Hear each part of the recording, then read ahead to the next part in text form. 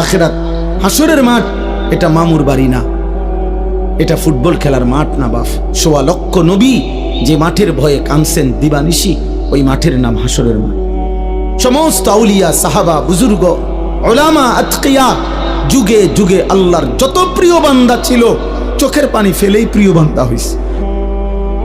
আল্লাহর যত নেক বান্দা ছিল, রাতের অন্ধকারে একাকী কাঁদা কাঁদাই আল্লাহর প্রিয় বান্দা হইছে। যে মাওলা আমার আখিরাতে কি হবে, মা আমার আখিরাতে কি। হযরত সালমান ফারসি তাফসীরের মধ্যে আছে, আল্লাহ তাআলা যেদিন কোরআনের আয়াত নাজিল করছেন, ওয়াকুদুহান নাস ওয়াল হিজারা, জাহান্নামের আগুনের লাকড়ি হবে মাটি এবং পাথর, মানুষ এবং পাথর, এই মানুষ হবে লাকড়ি। এই আয়াত যেদিন নাজিল হয়েছে, তাফসীরে আছে হযরত সালমান ফারসি 3 দিন লাগাতার কাঁদছে আর এক কথাই বলছে, মাওলা আমি যদি জাহান্নামের লাকড়ি হই, আমি কেমনে জ্বলবো, আমার কি হবে, আমার কি হবে, আমার কি হবে। 3 দিন পরে নবীজি শুনে সালমান ফারসিকে সান্ত্বনা দিয়ে বলছে, সালমান তুমি কেঁদো না, আমি মুহাম্মদ সাল্লাল্লাহু আলাইহি সাল্লাম, আমি সাক্ষ্য দিচ্ছি জান্নাত তোমার জন্য অপেক্ষা করছে।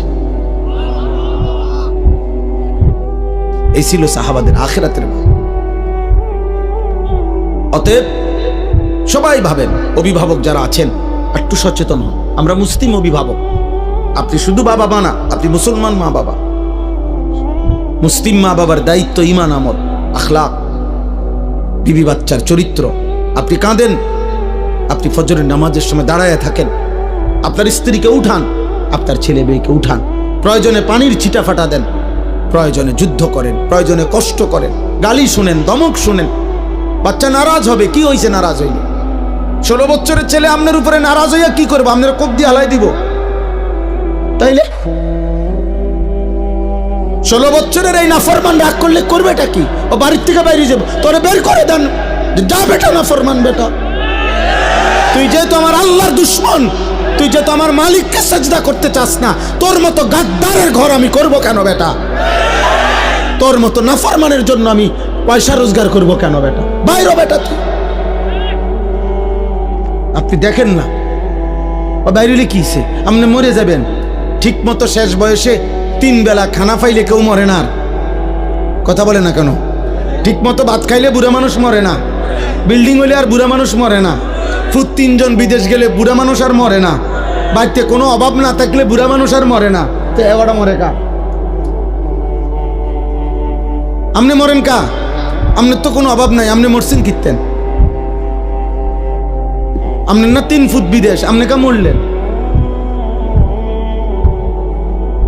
অতএব সাফ সাফ খুব বেশি পেরেশানি আমাদের, আপনাদেরকে কষ্ট দিচ্ছি, বসায় রাখছি। আমার বাবা পেরেশানিটা বেশি। সারা পৃথিবী জুড়ে, সারা দেশ জুড়ে, প্রতি ইঞ্চি মাটিতে ঈমান ইসলামের বিরুদ্ধে, মুসলিম কিশোর যুবক, মুসলিম সম্প্রদায়ের বিরুদ্ধে সকল ধর্মাবলম্বীরা, বিধর্মীরা প্রতিনিয়ত সর্বোচ্চ রকমের ষড়যন্ত্র করছে। আপনারা জানেন না, পাগল হয়ে গেছে বেঈমান। মুসলমানের শেষ ইজ্জত, আব্রু, ধর্ম, সম্ভ্রম, আর শরীরটা তো থাকবে রে বাপ, কিন্তু যদি ঈমান, ইসলাম, আখলাক, চরিত্র, মায়ের সম্ভ্রম, বোনের ইজ্জত, মেয়ের সম্ভ্রম যদি না থাকে, আমার মা, আমার বোন, আমাদের মহল্লার মহিলারা, মায়েরা, বোনেরা যদি তাদের সম্ভ্রমই নষ্ট হয়ে যায়, তাদের পর্দা পুশিদায় যদি উঠে যায়, আমাদের ছেলেরা শত শত হাজার হাজার যুবক যদি নামাজে না পড়ে, আমাদের ইসলাম থাকলো কি? আমরা মুসলিম পরিচয় দিয়ে হলোটা কি আমাদের? খুদা ভাত খানা, দুনিয়া ভোগ করা। তাহলে এই জন্য আমরা বারবার অস্থিরতা প্রকাশ করছি।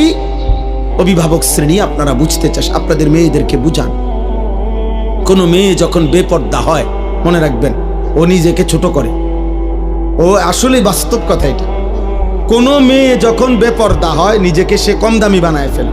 অর্থাৎ সে বলে, বুঝাইতে চায় আমি এতটা ফালতু যে রাস্তার যেই কোনো বেড়াইতের সামনে আমি নিজেকে তুলে দিলাম, যেহেতু আমার কোনো ইজ্জত নাই, সম্মান নাই, আমার দিকে কেউ চায় না, যে আমি খুললা যে কোনো মানুষের সামনে নিজেরে দিলাম, তো নিজেরে একেবারে ছোট করে দিলাম। আত্মমর্যাদা সম্পূর্ণ নারী তো বলবে, আমি তো পর্দার আড়ালেই থাকবো, আমি তো আড়ালেই গোপনেই থাকবো। তুমি মন চাইলে ফ্যামিলির কাছে প্রস্তাব নিয়ে আসো। হ্যাঁ, হালাল সম্পর্কের মাধ্যমে আসো। এজন্য বেহায়া নারী মূলত নিজেকে ছোট করে। এজন্য পৃথিবীর সকল বেপর্দা নারী, বেহায়া নারী ও মূলত নিজেই নিজেকে ছোট করে। এটাই সত্য কথা। আপনি দেখেন ভাইবা নয়তো, তুমি কে এত ফালতু মাল হয়ে গেলা, এত কম দামি জিনিস হয়ে গেল যে সবার সামনে পেশ করে দিলে নিজের। কেন? নারী তো সম্ভ্রমের, নারী তো ইজ্জতের, নারী তো মর্যাদার, নারী তো আমার মা হবে, নারী তো আমার বোন হবে, নারী তো আমার কন্যা হবে, নারী তো আমার স্ত্রী হবে। নারী কেন রাস্তার মহিলা হবে কেন? যে নারী বেপর্দা বেহায়া, তার আর আছে কি? যা ছিল তা তো দেখাইয়ে এলেছে। আছে কি আর বেটা? কিচ্ছু পাইতা না তো। মোবাইলের ওই নর্তকী কিচ্ছু নাই, যা ছিল দেখাইয়েই তোলাইছে, যা তো দেখাইয়েই ফেলছে সে। ওর কাছে তো আর কিছুই নাই, কিছুই না। ভালোবাসা বলতে তো নাই, ভালোবাসা তো সে জনে জনে বিক্রি করে দিছে। তার থেকে তুমি কেমনে ভালোবাসা পাইবা বাবা? আল্লাহ আমাদেরকে হেফাজত করেন, আল্লাহ আমাদের আখলাকের হেফাজত করেন। চলেন এই আয়াতগুলোর তর্জমা বলি, তাহলে আমার কথা শেষ। এই ছোট্ট ছোট্ট কয়েকটা আয়াত পড়ছি আমি, এই আয়াতগুলোর তর্জমা সংক্ষেপে বলি, শুনলেই বুঝবেন। আল্লাহ তাআলা বলেন, আয়াহসাবুনা আন্নামা নুমিদ্দুহুম বিহি মিন মালিন ওয়া বানিন। এই আর 5-7 মিনিট, আমার হিসাব আছে 11:49 বাজে, ইনশাআল্লাহ 12টার ভিতরে শেষ। আল্লাহ তাআলা বলেন, আমি যে কিছু মানুষকে কিছু অর্থ সম্পদ সন্তানাদি দুনিয়াবি সম্পদ দিচ্ছি, টাকা পয়সা, ঘর বাড়ি, দালান বিল্ডিং, জায়গা জমি, ক্ষেত খামার, অর্থ বিত্ত, স্ত্রী সন্তান, পরিবার পরিজন, এই যে দুনিয়ার এগুলো দিলাম, আল্লাহ বলেন এগুলা পেয়ে আমার কিছু বান্দা ভাবছে নুসারিউ লাহুম ফিল খায়রাত, আমি তাদেরকে কল্যাণের উপরে রাখছি, আমি তাদের উপরে রাজি খুশি হয়ে গেছি। বাল্লা ইয়াশউরুন, আসলে তারা বোঝে নাই যে দুনিয়া যদি আমি কাউকে 1000 বারও দেই, এটা আমার সন্তুষ্টির চিহ্ন না। এটা আমার কি না? কথা বলেন না, সন্তুষ্টির চিহ্ন। কাউকে আল্লাহ শুধু দুনিয়া দিলে এটা আল্লাহ রাজি খুশি তার উপরে, এ কথার প্রমাণ নয়। তাইলে তো আল্লাহ কাফের মুশরিকদের উপরে বেশি রাজি খুশি। অগরে আল্লাহ আমাদের চাইতে দুনিয়া বেশি দিছে না? কথা বলে না কেন? তাইলে আমাদের দেশের 4 তলা বিল্ডিং আমরা তারে বড় বড় লোক মনে করি, আর ইউরোপ আমেরিকাতে 4 তলা বিল্ডিং এ ছাগ হলো ফেলে না। আমাদের দেশের এক রুমে এসি লাগাইলে উনি বড় লোক, ইউরোপ আমেরিকার মধ্যে কুকুরের খামার, শুকরের খামার, পশুর খামার যেখানে, ওইটাও সেন্ট্রাল এসি। বুঝেন নাই? ওইখানে প্রাইভেট কার দিয়া ছাগলের ঘাস টানে প্রাইভেট কার দিয়ে। আমি যেখানে মাদ্রাসা, আমার ক্যান্টনমেন্ট ময়নামতি, আমার মাদ্রাসার পাশে এক প্রবাসী আছে, অস্ট্রেলিয়া থাকে। উনি বলছে আপনি এখানে কি করেন? আব্দুল মুমিন ভাই শোনে না, উনি কইলে আমারে আমি অস্ট্রেলিয়াতে হেলিকপ্টার দিয়ে সার দেই। কসম আল্লাহর, কোরআন শরীফ আছে। হেলিকপ্টার দিয়ে কি দেয়? খেতে খেতে, মানে এত বড় প্রজেক্ট এমনি সার দেওয়া সম্ভব না। হেলিকপ্টার দিয়ে কি দেয়? সার দেয়। তো আমরা দেশে কোন বছর হেলিকপ্টার দিয়ে সার দিব? আজকে এখন কত সাল? 2025। একটা আইডিয়া করেন না? বোঝো নাই ভাই? আমরা কোন বছর দিব? তে বেটা হেলিকপ্টার দিয়ে সার দেয় বলে, কি কয়? আমার এক প্রবাসী আছে জাপানি, উনি কইতেছে হুজুর আপনার এই সমস্ত প্রাইভেট কার দিয়া ছাগলের ঘাস টানে। ছাগলের ঘাস।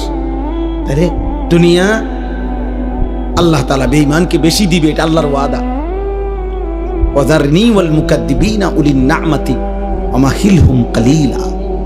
আল্লাহ বলছে কিছু সময়ের জন্য মিথ্যাবাদী নাফরমান পাপীদেরকে দুনিয়া একটু দাও, দেও বান্দা, মাইতো না, দেও। ওরে আমি আর 60 বছর একটু কয়টা বাত পাস দেমু, চক্ষুটা বন্ধ হলে আমি বেঈমানকে অনন্তকালের জন্য, আর কোনো দিন এক ঢোক পানিও দেব না, এক লোকমা খাবারও দেব। আর অল্প একটু দুনিয়া তুমি এখন নাও মোমেন, বাকিটা পুরা আমি আল্লাহ অনন্তকাল তোমার জান্নাতে ভর